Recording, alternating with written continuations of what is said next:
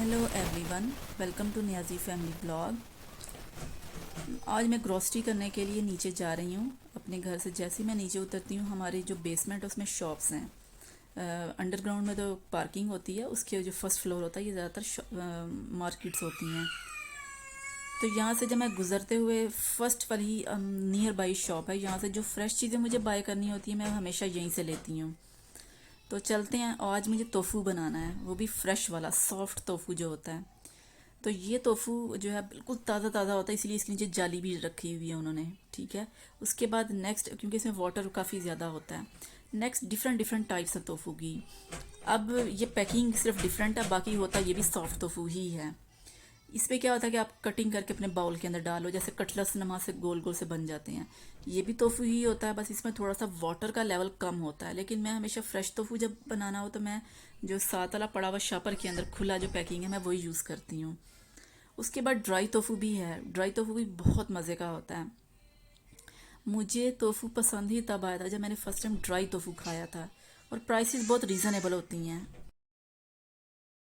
आज जो मैं रेसिपी शेयर करूंगी वो मैं फ़्रेश टोफू बनाऊंगी। किसी दिन मैं ड्राई भी आपको बनाकर दिखाऊंगी।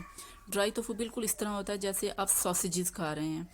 तो सॉफ्ट टोफू भी मुझे एक दो रेसिपीज़ ऐसी मिली जो मुझे बहुत पसंद आई। उससे पहले मुझे टोफू अच्छा नहीं लगता था। एक अजीब सा जैसे कच्ची दाल का टेस्ट आता ना, इस तरह का एक टेस्ट आता था। लेकिन जो जो मुझे कुछ रेसिपीज़ ऐसी अच्छी लगी तो उससे मुझे टोफू अच्छा लगने लगा। तो मैंने सोचा चलो मैं आपके साथ भी कुछ रेसिपीज़ शेयर करती हूँ। अगर आप चाइना में रहते हैं या आउटसाइड ऑफ चाइना रहते हैं तो आपको मस्ट मतलब ये ट्राई करनी चाहिए लाइफ में। अगर नहीं भी अच्छा लगता तो इस तरह बनाएंगे तो अच्छा लगेगा। जैसे मुझे पहले अच्छा नहीं लगता था, क्योंकि जो मैंने पहले शुरू में खाया वो बिल्कुल बहुत ही सॉफ्ट होता था और बस कच्चा कच्चा सा लगता था। ये सामने देखिए फीमेल जो है ना, ये पैकिंग कर रही हैं। शॉप्स के अंदर ज़्यादातर काम फीमेल चाइनीज़ करती हैं, मर्द बिजनेस ज़्यादा करते हैं। तो दुकान के अंदर बैठने का जो काम होता है वो ज़्यादातर चाइनीज़ फीमेल करती हैं, उनकी वाइफ वगैरह। तो फीमेल बहुत काम करती हैं यहाँ पे, घर के भी बाहर के भी। घर तो वैसे ये लोग कम ही जाते हैं, सारा दिन बाहर ही रहते हैं। तो यहाँ पे हल्की हल्की बारिश भी स्टार्ट होना शुरू हो गई है। हालांकि वेदर बिल्कुल भी एक्सपेक्टेड नहीं था रेन वाला, ये बस अचानक से होने लग गई है। तो मुझे कुछ और भी काम थे बाहर, तो मैंने वो काम निपटाऊंगी और उसके बाद घर जाऊंगी तो मैं आपको टोफू बनाकर भी दिखाऊंगी।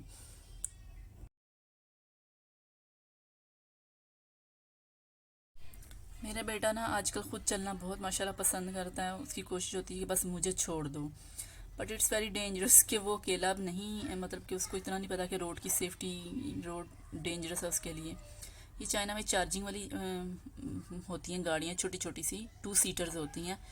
बट कन्वीनियंट होता है, जैसे आपने सिटी के अंदर ही मूव वगैरह करना तो बेस्ट रहता है ये।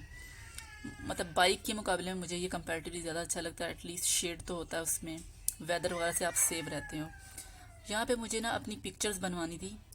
पिक्चर जो थी वो जो सोशल सिक्योरिटी कार्ड बनता है, हमारा हेल्थ कार्ड बनता है, उसके लिए मुझे पिक्चर बनवानी थी। तो चाइना में पिक्चर बनवाने का जो हिसाब किताब है ना वो थोड़ा डिफरेंट है पाकिस्तान से।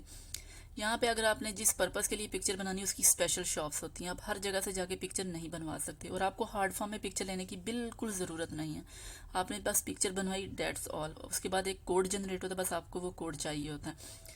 वो आप कोड वहाँ उनको दिखाएंगे तो उनके पास सारा डाटा ये लोग ट्रांसफ़र कर देते हैं। क्यों? क्योंकि ये लोग जो डाटा होता है एक सॉफ्टवेयर बना तो उसके अंदर अपलोड करते रहते हैं। तो यहाँ पे मुझे बस पिक्चर बनवानी थी। बल्कि पिक्चर भी मैंने नहीं बनवाई, सच याद है, क्योंकि मैंने पहले जब वीज़ा रिन्यूअल के लिए बनाई थी तो इसके पास रिकॉर्ड मेरा पड़ा हुआ था। तो बस इसने मुझसे पैसे ज़रूर लिए, लेकिन बस क्या कि मैंने आपका जो डाटा वो ट्रांसफ़र करना है, बस इतना काम किया। और पैसे उसने ले लिए थे पिक्चर बनाने के, 35 RMB चार्ज किए थे। और उसने डाटा सेंड कर दिया। तो मैं बाहर ही अपने बेटे के पास ठहरी हुई थी, मेरे हस्बैंड अंदर है, उससे डाटा ट्रांसफ़र करवा रहे थे। तो बस यहाँ पे हमने काम कर लिया था। उसके बाद जनाब मुझे बैंक भी जाना था, यही क्योंकि मेरा इंश्योरेंस कार्ड नहीं बना हुआ था, मुझे वो बनवाना था। तो इसके बाद हम बैंक जाएंगे, वहाँ पे मुझे अपना अकाउंट ओपन करवाना है हेल्थ इंश्योरेंस के लिए।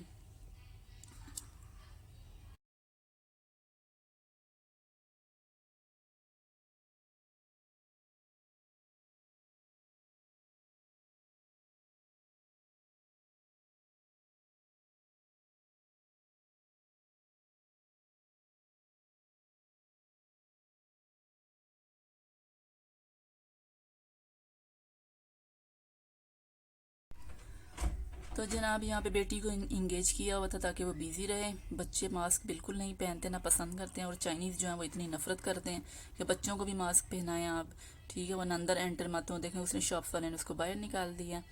बहरहाल हमारा भी वैसे काम तो ख़त्म हो चुका था, तो अब हम बाहर आ गए हैं। और यहाँ हमारे घर के बिल्कुल near by he kindergarten school भी है, जैसे सामने आपको भी दिखाई दे रहा है बोर्ड। मैं नज़दीक भी जाऊँगी और इसको मैं रिकॉर्ड भी करूँगी, थोड़ा सा आपको दिखाऊंगी। अगर मेरी बेटी ने स्कूल ज्वाइन किया तो वो यही वाला स्कूल ज्वाइन करेगी। और ये गवर्नमेंट स्कूल है। चाइना में 3 तरह के स्कूल होते हैं, गवर्नमेंट भी, सेमी गवर्नमेंट भी, उसके बाद प्राइवेट भी होते हैं, और सुना है इंटरनेशनल भी होते हैं। लेकिन इंटरनेशनल हर जगह नहीं होंगे, मतलब आपको नहीं मिलेंगे, वो ख़ास जगहों पे होंगे। तो इसमें 3 से 4 सिस्टम बन जाते हैं। तो लेकिन ये प्योर गवर्नमेंट है, और इसकी जो फ़ीस होगी वो 1000 RMB होगी। इस तरह जो सेमी गवर्नमेंट होते हैं उनकी 2500 RMB है, और जो फुल प्राइवेट है उनकी 5000 RMB है, और इंटरनेशनल स्कूल जो होंगे उनकी 10,000 तक भी चली जाती है। मीन काफ़ी एक्सपेंसिव है बच्चों की स्कूलिंग वाला चाइना में। लेकिन गवर्नमेंट फिर भी रीज़नेबल है कि 1000 RMB है, पाकिस्तानी तकरीबन 30 से 35 हज़ार रुपये बनता है। तो ये स्कूल की वॉल है, दिखाती जाती हूँ आपको, साथ साथ देखते जाएं। अभी तो स्कूल बंद था क्योंकि वीकेंड पे हम लोग, सैटरडे का दिन था। तो चाइना में कुछ बैंक सैटरडे को भी ओपन होते हैं, जो हमारे घर के नीचे वाला ये सैटरडे को भी ओपन होता है, तो इसीलिए फिर हमें टाइम मिल गया था कि हम इकट्ठे आ गए थे।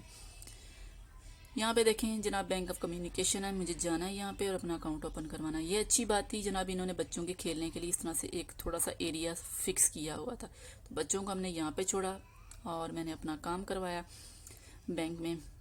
बट अनफॉर्चुनेटली मेरे बैंक का काम नहीं यहाँ पे हो सका। पता नहीं क्या क्या डॉक्यूमेंटेशन मांग रहे थे इंश्योरेंस वाले जो है ना, बस अल्लाह माफ़ी थे।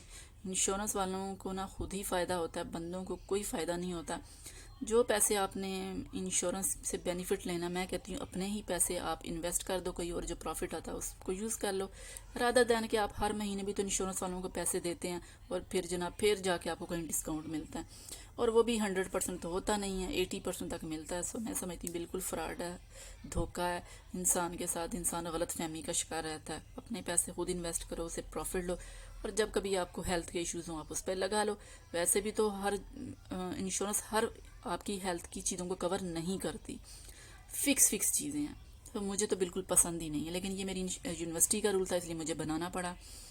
बहरहाल मैं वापस आ गई थी, और फिर मैं आपको बताती हूँ, मैंने तोफ़ू को इस तरह से कटिंग कर लिया था। डायरेक्ट आपने तोफ़ू की कटिंग करनी है, और आपने इस तरह से हल्की आंच पे इसको रख देना ताकि इसका वाटर जो है वो ड्राई हो जाए। तोफ़ू जितना ड्राई होता है उतना टेस्ट में अच्छा होता है। आप इसके ऊपर घी भी लगा सकते हैं, मसाले लगाएं, but it's totally your choice. लेकिन मैं इसको सिंपल और हेल्दी रखना चाहती थी, इसलिए मैंने जनाब कोई भी इसके बाद ज़्यादा घी नहीं लगाया। मैंने हल्का सा बस पैन को ग्रीस किया था ताकि ये स्टिक ना करे। यहाँ पे मेरे पास बोन ब्रॉथ ऑलरेडी मेरे फ्रिज के अंदर स्टॉक मौजूद था, मैंने उसको गर्म किया और मैंने अपने तोफ़ू के पीसीस जो थे मैंने अंदर डाल दिए।